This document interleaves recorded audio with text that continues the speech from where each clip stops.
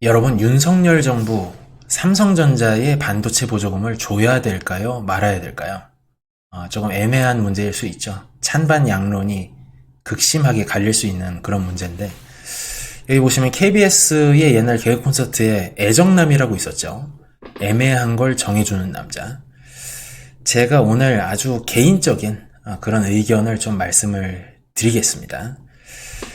이제 어제 오늘 발표가 났었죠. 삼성전자한테 미국 정부가 보조금을 9조 원 정도 때려주기로 했고, 이게 투자 규모로 보면은 인텔 TSMC 대비해서도 비율상으로는 많은 금액입니다. 물론 이제 대출 지원은 안 받기로 되어 있는데, 원래 170억 달러를 텍사스주 테일러시에 그 공장 짓는 데다가 투자하려고 그랬는데 요거를 400억 달러로 늘렸고, 그 다음에 TSMC는 650억 달러까지 늘렸는데 보조금 규모는 비슷하죠. 그러니까 어떻게 보면은 동맹으로서의 예우를 해준 걸 수도 있고, 조금 그 복잡한 속사정은 아무도 알 수는 없지만, 사실 이제 삼성전자가 텍사스주에 장기 투자 계획 제출한 걸 보면 2천억 달러니까 260조 원 정도 투자 계획이 장기적으로 있습니다. 그래서 이제 미국이 본격적으로 쩐의 전쟁, 반도체 쩐의 전쟁을 시작했는데, 이게 최근 뭐 트럼프 나오고 나서 3, 4년 된 이야기가 아니고, 제가 문서들을 검토해본 결과는 20년 이상 논의가 된 그런 국가적인 전략이고, 중국하고 비슷하게 하는 거죠, 지금. 중국이라는 나라는 원래 반도체가 됐든 무슨 제조업이 됐든 원가 구조가 없는 국가잖아요. 그러니까 엄청나게 싼 상품들을 전 산업 영역에서 밀어붙이다 보니까 경쟁 우위가 생길 때까지 여러 부분들에서 지금 선진국들을 많이 따라잡았는데, 미국 역시 성공할 때까지 인텔 마이크론을 국가가 밀어주겠다, 이제 이런 입장입니다. 20년 이상 됐다는 얘기는 좀 더 자세하게 말씀을 드리면, 사실 미국이 중국의 첨단 제조업하고 반도체에 대해서 경각심을 본격적으로 수뇌부에서 갖게 된 거는 오바마 행정부 시기 전후로 알려져 있어요. 여기 보시면은 이게 당시 오바마 행정부였나? 그때 대통령 직속의 과학기술 자문회의에서 나온 보고서입니다. 여기 제목이 Report to the President on Capturing Domestic Competitive Advantage in Advanced Manufacturing이라고 되어 있는데, 여기서 이제 미국이 반도체, 스마트폰, 뭐 PC, 통신 장비 이런 데서 엄청난 무역 적자를 보고 있다라는, 특히 중국에 대해서 아마 무역 적자 규모가 10년 사이에 한 10배 늘었나 그래요. 이런 게 이제 나왔었고, 근데 이제 대통령까지 보고가 올라가게 되면은 사실 수면에서의 논의는 그 전에 한 10년 또 있었다라고 보는 게 맞겠죠. 특히 이제 이분이 주역이었는데, 피터 나바로라고 이제 트럼프 행정부에서 국가 제조업 정책국장을 역임하셨고, 이분이 원래 UC 어바인인가 교수님인데 중국을 그렇게 싫어하세요. 그래서 2006년에 이미 다가오는 중국과의 전쟁, The Coming China Wars라는 저서를 쓰시고, 2010년인가 12년인가에는 Death by China, 중국 때문에 우리 죽는다, 이런 책을 쓰시고, 막 중국 죽여야 돼, 중국 죽여야 돼, 막 이런 소리만 하고 계시다가 트럼프 행정부하고 코드가 딱 맞아가지고 백악관까지, 어떻게 보면 폴리패서라고 봐야 되겠죠. 이제 이것도 찬반 양론이 갈릴 수 있지만, 중국의 어떤 위협에 대해서 미국 그 주요 지식계에서 경각심을 가졌던 거는 20년 정도 됐다, 이렇게 보실 수 있습니다. 사실은 제 생각엔 30년 정도 돼요. 동북아시아로 반도체 제조업이 많이 빠진 거에 대해서 우려하는 그런 논문이나 보고서들이 많이 있었습니다. 여기서 잠깐 한국 반도체 산업의 현 위치를 좀 보면, 메모리는 굉장히 잘하고 있죠. D램 기준으로는 세계 점유율의 한 70%, 낸드에서는 SK하이닉스, 삼성전자 합치면 50% 정도 하고 있으니까 거의 석권을 하고 있다고 봐야 되겠죠. 근데 여러분들 뭐 뉴스 언론 보도를 통해서 많이 보셨겠지만, 비메모리 점유율은 3.3%. 요거는 이제 가트너라고 ICT 전문 데이터베이스가 있습니다. 연간 구독료가 뭐 이것도 패키지에 따라 다른데 한 1억 5천에서 한 3억까지도 이제 법인에서 많이 사보시는 거죠. 제가 마지막에 회사에서 확인한 거는 2023년에는 3.3%보다 더 떨어져가지고 2.6%. 그러니까 사실상 거의 존재감이 없는 수준이라고 봐야 되겠죠. 이것도 사실은 삼성전자 핸드폰에 들어가는 엑시노스하고 카메라에 들어가는 CMOS 이미지 센서 제외하면 사실은 글로벌 시장에서는 비메모리 한국은 거의 존재감이 없다 이런 수준이에요. 팹리스 점유율이 1%니까. 그러니까 한번 정리를 해보면은 통상 반도체 연 매출을 최근 연간 한 6천억 달러니까 800조 원 정도 보고, 그다음에 이 중에서 비메모리가 70%, 메모리가 30%니까 한국은 대략 반도체 세계 점유율이 전체 다 합치면 한 25% 내외로 알려져 있어요. 메모리 경기가 좋으면 조금 더 올라가는 거고, 메모리 경기가 안 좋으면 20%대까지도 떨어질 수 있는 거고, 이제 그렇습니다. 그리고 이제 여러분 팹리스랑 파운드리가 이제 다른 거죠. 팹리스, IDM 이런 게 설계까지 하는 그런 것까지 합쳐서 이제 비메모리 점유율이 나오는데, 파운드리는 이제 뭐 소위 말해서 이제 한밭집이죠. 설계가 오면 그걸 위탁 외주 생산해 주는 건데, TSMC가 22년도에 50%, 지금은 거의 한 60% 되고, 삼성 파운드리가 2위로 16%라고 돼 있는데 2022년에 최근에는 11에서 12%까지 떨어진 걸로 나오고 있습니다. 그러니까 한마디로 한국은 커머더티 성격이 강한 메모리 반도체를 석권하고 있지만 비메모리 시장에서는 지금 상당히 열세를 보이고 있다. 그리고 얼마 전에 인텔이 인텔 파운드리 서비스 IFS라고 하는 그 사업부를 회계 보고를 단독으로 하기로 했어요. 물론 자기네들 CPU가 거의 물량의 전부이긴 하지만 삼성전자의 파운드리 매출액을 약 40% 이상 초과한 걸로 나와 있습니다. 그러니까 이 점유율도 내년부터는 다시 나올 거예요. 2위가 인텔로 바뀌어 있을 겁니다. 여기서 이제 다시 미국 얘기로 넘어가면, 저번 시간에도 한번 보여드렸지만 더 칩스 앤 사이언스 액트, 반도체와 과학법이 미중 간의 신냉전 선언이라고 볼 수가 있어요. 여러분들 보통 뭐 제조업이나 이런 보조금, 뭐 세액공제 이런 혜택을 어떤 특정 산업 분야에 준다고 해서 이걸 냉전이라고 하진 않죠. 이거는 이념이 들어가야지 냉전이 됩니다. 그러니까 중국이 대표하는 권위주의, 독재 이런 거하고 미국이 대표하는 자유주의, 민주주의 이런 이념의 문제가 있기 때문에 영어로 하자면 the way of life에 관련된 거기 때문에 실제로 이 이념 싸움이라고 이제 규정을 했어요. 어디서 했냐면 반도체와 과학법이 사실은 2019년에 한 1,000억 정도 예산을 줬던 NSCAI 인공지능 국가안보위원회라는 데서 초안이 이미 나와 있었습니다. 이거의 목적이 이제 중국과의 AI 기술 패권 경쟁에서 승리하는 중장기 국가 전략을 만들어서 보고하는 거였는데, 의회하고 대통령한테 공무원들 손을 안 거치고, 여기 보시면 밑에 에릭 슈미트 구글 공동 창업주가 총책임을 맡아서 민간 전문가들을 다 한 20몇 명을 모아서 쓴 보고서예요.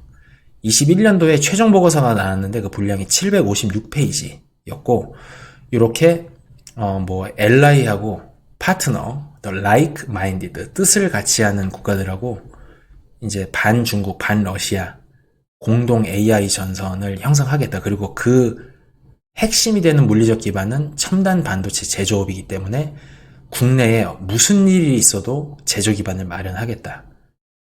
몇 년이 걸리든 돈을 얼마를 쓰든 하겠다라는 그런 입장을 보인 거예요. 근데 여기서 이제 올해 또 선거가 있죠. 이분인데 이게 머그샷이죠. 가운데 트럼프 대통령. 그리고 좌상단에는 로버트 라이트하이저라고, 이분은 레이건 행정부 시기에 미국 무역대표부에서 재임하시고 일본을 담그는 데 앞장서셨고, 2019년도 트럼프 행정부 때는 미국 무역대표부 대표를 맡으셔서 중국과의 2019년 무역협상을 이끌어내셨고, 그 무역협상 때문에 지금 테무, 쉬인 같은 중국 온라인 커머스들이 관세를 피하기 위해서 공격적인 마케팅을 펼치고 있는 거다라고 제가 중국 직구 영상에서 말씀드렸고, 우하단에는 중국의 화웨이, 중흥통신, ZTE라 그러죠. 여기를 담그신 윌버 로스 상무장관이십니다. 이분은 뭐 철강, 주력 제조업 쪽에서 기업 파산하고 회생 이런 전문가이셨어요. 이분들이 된다고 해서 미국의 반도체 전략 기조가 바뀌지 않을 겁니다. 왜냐면 이분들은 어떤 입장이냐면, 바이든 행정부는 디리스킹이라 그러잖아요.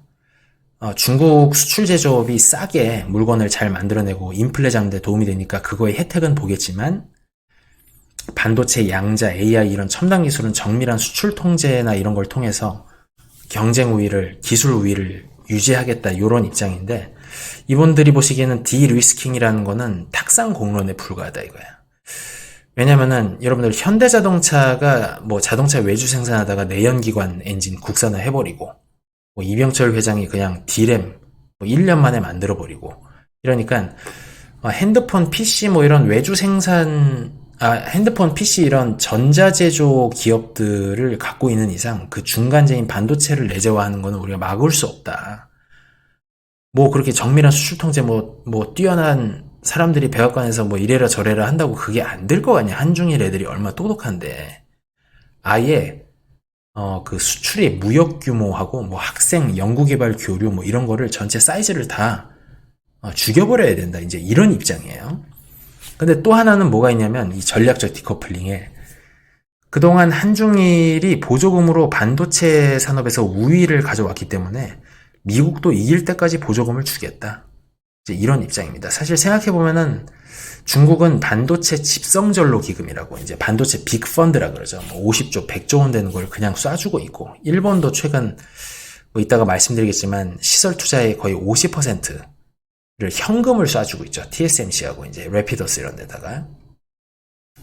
그래서 올해 미국 대선 결과와도 관계없이 미국은 반도체 산업에서만큼은 전략적 디커플링을 계속 해나갈 거고, 국내 제조시설 유치를 위해서 돈을 쏟아부을 거다. 지금 반도체와 과학법 시즌2 얘기가 또 나오고 있습니다. 지금 워낙에 반도체 지원법 그 신청서가 많이 쇄도를 해서 보조금 지금 설정된 금액보다 법으로 훨씬 더 많은 돈이 필요하다라는 의견이 많이 올라오고 있어요. 일본이 이제 깨어나고 있죠. 여러분들 이제 국제정치에서 미국이 가장 신뢰할 수 있는 동맹은 유럽에서는 독일이고 동북아에서는 일본입니다. 한국이 좀 위치가 애매하죠. 다들 아시는 건데, 여기 보시면 일본이 밑에 글씨가 작아서 보이실지 모르겠습니다만은 공장 건설 비용의 50%를 현금으로 쏴주고 있고, 지금 추후 세액공제를 10에서 20% 도입하려고 해요. 그러니까 공장 짓는 거 비용의 50에서 70%를 나라에서 쏴준다라는 거죠. 근데 한국은 세액공제 15%밖에 안 해주고 있고, 이번 총선 결과가 이제 야당의 압승으로 나왔는데, 대기업에 대한 세액공제 이거를 올해 일몰인데 연장시켜줄까 요거에 대한 불확실성도 있고, 물론 우리나라도 인력이라든지 뭐 산업단지, 토지라든지 뭐 이런 인프라 혜택이 좀 있긴 한데, 좀 모자라지 않나 이런 생각이 좀 들어요, 저는. 그래서 지금 이제 정세 판단을 해보면, 반도체 산업이 1947년, 48년에 이제 트랜지스터 기술이 나오면서 태동을 했는데, 그 이후로 세 번째로 맞이하는 국제 분업 구조 재편기에 지금 진입하지 않았냐라는 게 제 생각입니다. 세 번째라는 건 무슨 의미냐?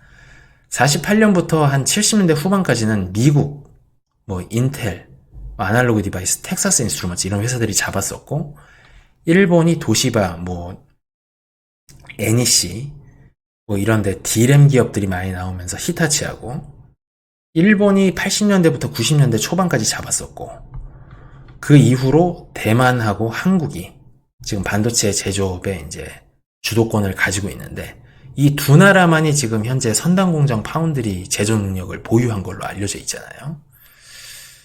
요 밑에 빨간 물음표는 그 다음 시대에는 어떻게 될 건가. 그러니까 이게 일본으로 넘어간 게 첫 번째 재편, 일본에서 대만, 한국으로 넘어온 게 두 번째 재편. 어떻게 될지 좀 불안하죠. 그리고 한 가지 제가 강조드리고 싶은 거는 지금 뭐 미국이 뭐 이렇게 하니까 일본도 보조금 주고 대만도 뭐 반도체 지원법, 뭐 혁신조례 이런 거 만들고 이래서 다 같이 경쟁을 하니까 우리나라도 보조금을 줘서 경쟁 그 레벨 플레잉 필드, 공정한 기회 보장을 해주고 뭐 이런 다 같이 열심히 하는 그런 분위기가 아니냐. 이제 이렇게 생각하실 수가 있을 것 같아요. 일반 그 대중들은. 근데 제가 볼 때는 그건 아닌 것 같아. 뭐냐면 미국이 다시 가져가려고 하는 거예요. 상세하게 말씀을 드리면은 여기 1992년부터 2019년 거의 이제 과거 30년간이라고 볼 수 있는데 제가 왜 92년을 스타트로 잡았냐면 이때가 소비에트 연방이 아마 제 기억에 해체된 때예요. 그래서 미국이 반도체나 전자제조업이 뭐 밖으로 빠지는 거에 대해서 승리감에 도취해 있었기 때문에 별로 이제 국가 안보 관점에서 생각을 안 했었고, 그 다음에 2008년도에 아이폰이 나왔죠. 모바일 혁명이 사실은 대만, 뭐 SMIC 이런 중국 전자제조 업체들, 화웨이, 중흥통신 이런 거의 발전에 굉장히 큰 영향을 미쳤습니다. 그러니까 뭐 누구든지 비용만 싸게 할 수 있으면은 미국 빅테크가 설계하고 이제 세일즈 영업만 하는데 그 안에서 수주를 받으면서 급격하게 성장할 수 있는 그런 동북아향 확장 국면이었다. 과거 30년은. 근데 이제 반도체 산업을 중화권, 여기 이제 가치사슬들이 막 이렇게 되어 있는데 중화권에서 미국이 다시 실리콘밸리하고 텍사스, 그 다음에 뉴욕 일부까지 해서 회수를 하려고 하는 거예요. 더 이상 아시아 국가들한테 이 중요한 기술 제조업을 내주지 않겠다. 상당한 캐파 미래를 가지고 오겠다.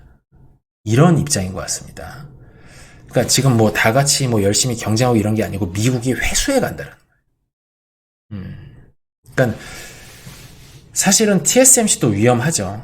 과거 30년의 경제 논리, 효율 논리에 따른 그런 분업화, 전문화, 가치사슬이 분화되고 패밀리스 파운드리, 뭐 소부장 이렇게 여기서 가장 수혜를 크게 본 게 아마존, 뭐 구글, 뭐 마이크로소프트 이런 빅텍하고 그거의 외주 생산을 담당했던 대만 반도체에서 그리고 실제 제품을 생산했던 서버나 PC 이런 거를 값싼 노임과 비용을 무기로 해서 그게 중국인데 이제 우리는 경제 논리 따르지 않아.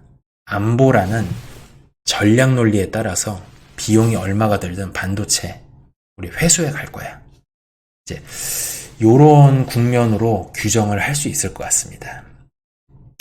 그러니까 미국이 반도체 주도권을 회수하고 동북아에서 가장 믿을 수 있고 능력 있는 일본을 밀어주는 이제 이런 형국이지 않나. 그래서 오늘 좀 정리를 드려보면 미국이 앞으로 어떤 비용이 들던 반도체 주도권을 회수하려고 하고 대만, 중국, 뭐 말레이시아, 싱가포르까지 중국의 영향권 아래에 있는 곳에서 반도체 산업이 더 발전하는 그런 역량은 축소시키겠다. 이런 의지가 여러 미국의 문서들을 검토해 본 결과 그런 것 같습니다. 백악관이나 상하원 주요위원회 그리고 미국 역사에서도 반도체 지원법이 역사상 최대의 산업정책이에요.